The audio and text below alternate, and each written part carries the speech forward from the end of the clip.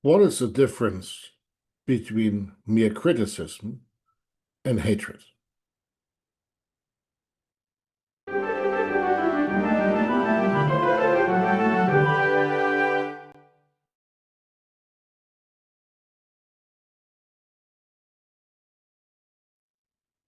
If you care deeply about issues, about people, you will come to a point frequently where your frustration just boils over.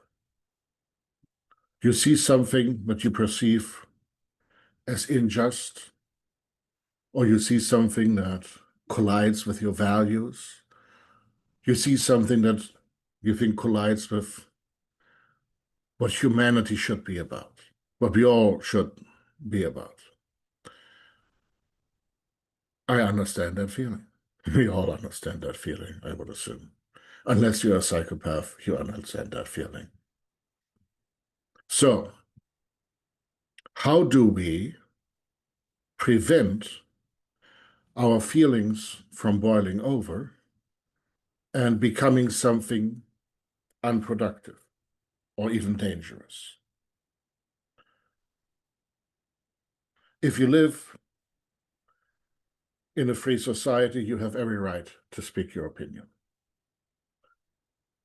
And hopefully you live in a free society, and hopefully your society you're living in will remain free. This freedom, though, gives you responsibility. I'm not saying you should limit your speech, but you should think of your speech as a tool. It is a tool to influence society. It is a tool that is part of what political theorists call the public sphere. The public sphere used to be limited to the elites, those who could read or write, those who had public influence. Yeah, and so if you know anything about theory, you will have heard the name Habermas, and he talks about a transformation of the public sphere. You being here, listening to someone on YouTube, me being on YouTube, this is an attempt to create a new public sphere. But public spheres can be powerful, can also be irrelevant, depending on how much influence they have, but they're all part of us exercising our democratic duty as citizens, as human beings, to make society better. Part of that is criticism. When we see something we don't like, when we see something that shouldn't be happening, it is our right and our duty to criticize. We may be selective in what we criticize because we as individuals don't always care about all issues. And even if we do, we may not always have the facts either. Sometimes it's okay to not say anything because issues are complicated. But across all issues, no matter how complex they are, there's one continuous element of thinking that we should all probably practice. And this is the differentiation between criticism and hate. Criticism has to be precise. Criticism has to directly point to an issue. And you can also criticize without coming up with a solution. Sometimes people dismiss criticism because they say, well, what would you do? Well, sometimes we need people recognizing there's a problem without automatically having the solution. These are two different skill sets. So if I find something to be wrong and I criticize something, then I don't have necessarily the responsibility to also come with a solution. However, my criticism should probably be framed in a way that it allows for a solution that doesn't make the issue worse. So now let's stop the generalities and go into concreteness. I frequently criticize Russian politics towards Ukraine. The Russian attack against Ukraine, which can be considered as having genocidal components.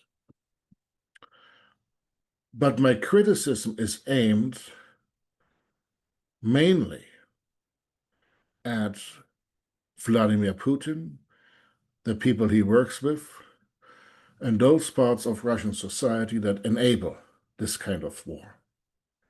Those parts of Russian society and decision-making that are actively involved in this outrageous activity. I do believe that ordinary Russians also have a duty to speak out, but I also, having grown up in Soviet communism in East Germany, I know how it feels to live in a completely controlling environment and under a regime of fear, under a totalitarian government, which is what Russia is becoming or has already become. You have a duty to speak out, but you also have the right to protect yourself and others. And oftentimes, dictatorial regimes don't come necessarily for you or you only, but for your family. So this is where it becomes even more critical. They may threaten you. You may say, well, I'll take this risk, but they will also threaten your family. Can you take the risk for those people? No. So if ordinary Russians are fearful and don't speak out and just hide behind, well, I'm not political, I know all these excuses. This means you're too afraid to say something because the regime has created a situation where any criticism of it would endanger yourself and your loved ones. And there is a point at which you as a human being have a right to say, I'm out of this. You don't have a right to bow out when, after Putin falls, which he will,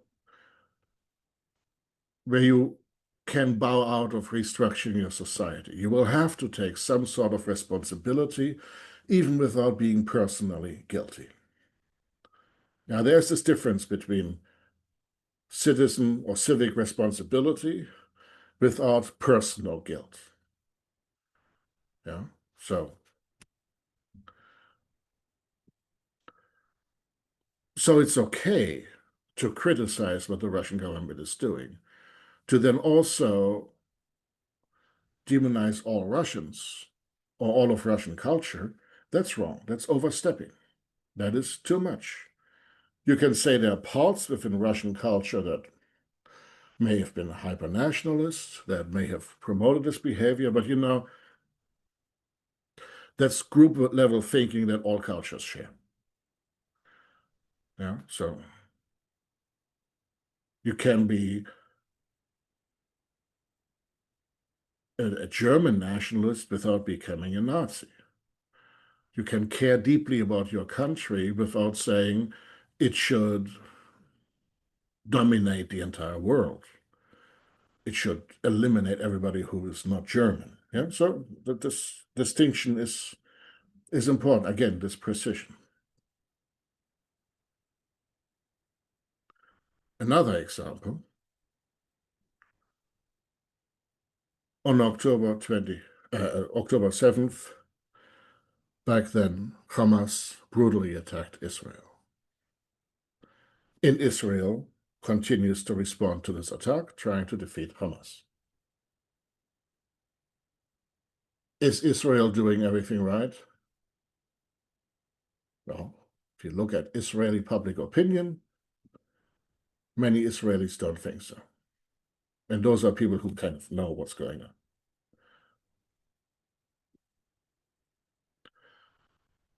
If you feel that the Israeli government is doing things they shouldn't be doing, then that is a perfectly legitimate position to take.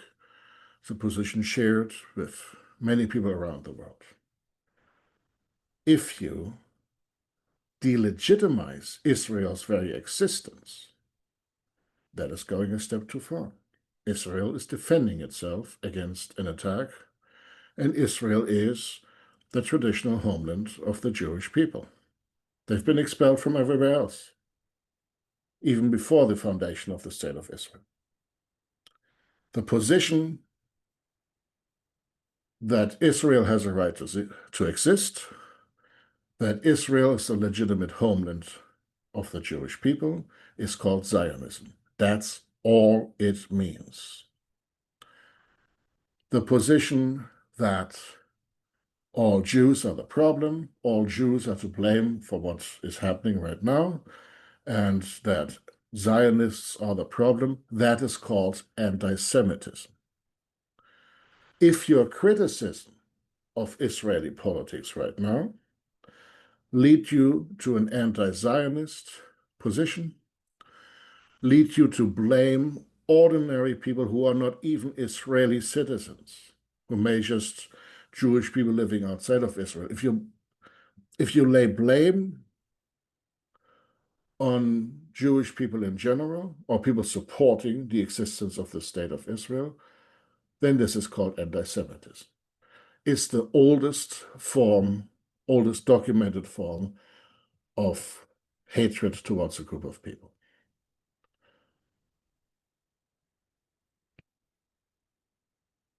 Hamas committed the atrocities back then. Hamas is still responsible for a lot of suffering in Gaza. Hamas leaders, those who survive, are still holding hostages, and they're hoarding food, and they're certainly doing things to make the situation escalate further to tarnish Israel's reputation. Now, Israel is also doing its part to contribute to that. Hamas has had full control over Gaza after Israel deoccupied it. Gaza was no longer occupied, and by the way, there are two neighbors to Gaza, Israel and Egypt. People tend to not understand that. But even though Hamas dominates or dominated Gaza, doesn't mean that everybody in Gaza is a Hamas supporter. Hamas also doesn't speak for all Palestinians, and certainly doesn't speak for all of Islam. So if your criticism of Hamas, which is in itself a successor of the Nazi-adjacent Muslim Brotherhood, read up on it. Mufti of Jerusalem back then trying to be friends with Hitler, wanting to continue the Holocaust in the Middle East. That's where Hamas comes from. But they don't speak for all of Palestine. And whatever Islam Hamas is claiming to speak for doesn't speak for all of Islam either. So I've seen some people who, in their protectiveness over what Israel feels they have to do, now lash out against all of Islam. I am not a fan of radical religious fundamentalism. And we need to distinguish between Islam and extremist variants of Islam, sometimes called Islamic fascism or Islamofascism, whatever ISIS is doing or the Taliban are doing. Just as we need to distinguish between Christianity and Christian extremism. Why do we need to distinguish? We need to counter the narrative that only the extremist version, the fundamentalist, or however you may call it, the most extreme versions of an idea, of a religion, of a nation, of something is the truest form. That is not true. There's a tendency in human thinking to think you have this idea, and if you just execute this to the fullest, most literal, most all-encompassing, then it must be the truest representation of that idea. But this isn't true. We need to, in our criticism, be precise, and we cannot be led astray by the extremists. Do we support democracy? Always. What form of democracy? There are variants of democracy, like in ancient Athens, or classical Athens rather, where there was no separation of powers, or hardly anything, and it didn't work. So when we say we support democracy, we need to be precise what we want. Do we support capitalism? What do we define as capitalism? Supply and demand, accepting that this is kind of a law of nature, that you could say some people call that already capitalism, but I would be precise in my criticism. Maybe what we are talking about when we criticize capitalism, we criticize extreme focus on short-term maximization of stockholder interests, or shareholder interests. There's a different form of capitalism than if you have a company that maximizes its own existence over time, which means you have to honor your customers, you make sure your products are safe and good to use and stuff like that. So your criticism of capitalism may be a criticism of short-term materialist gain and how that is destroying, in many ways, communities and capitalism itself. So there are plenty of examples I've just given. There could be many more. But we just need to be mindful of the dividing line between criticism and hatred. And if we